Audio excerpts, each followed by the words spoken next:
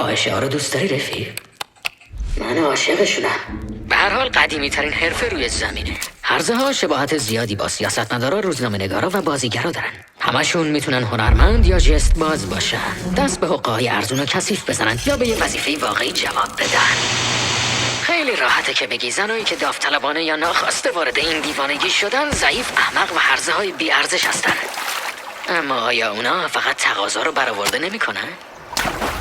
هممون میدونیم که بدون اونا یه دست تنهایی، ترس یا ناامیدی و انواع عقده ها نابود میشن. من بدون ذره کنایه میگم بیشتر این زنان که به سرنوشتشون ارضا کردن خیال پردازی‌های رقت‌انگیز مردانه تبدیل شدن بسیار شایسته‌تر و منصف‌تر از مشتریان حقیر خودشون هستن. من مردایی رو که میگن رابطه جنسی با فاحشه خالص‌ترین و صادقانه ترین نوع سکسه که هر کس میتونه تو زندگیش داشته باشه رو درک میکنم، در حالی که یه سرعتی رایگان میتونه خیلی بیشتر هزینه داشته باشه و چنان بقایایی از شرم و بدبینی برای کسایی که درگیرشن به جا بذاره که هر چقدرم که تلاش کنید هرگز نمیتونید پاکش کنید. حالا از تو میپرسم، آیا چیز جدیدی هست که بشه درباره این موضوع قدیمی گفت؟ هیچ چیزی نیست.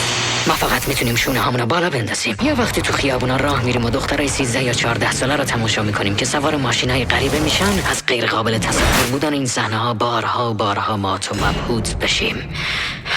یا من اشتباه میکنم؟ و این برای تاریخی چیه؟ این برای یه میگه برای یه فاحشه ناشناسه. چی؟ خب چرا که نه؟ برای پسرایی که در جنگای بی‌معنی که میسازن تو عملیات گم میشن یه پارک کامل به عنوان یاد بود میسازن. مگه این هم یه میدون جنگ نیست؟ آیا دنیای فحشا یه سلاخی بزرگ نیست؟ البته این ساده لوحانه است که فکر کنیم یه شاهزاده افسانه‌ای میاد و به کشتار دخترایی که رویای زندگی رمانتیک تو ذهنشون دارن پایان میده. جایی که یه مرد خوشتیپ توی یه ماشین خفن میاد و زانو میزنه و یه حلقه توی انگشتشون میکنه.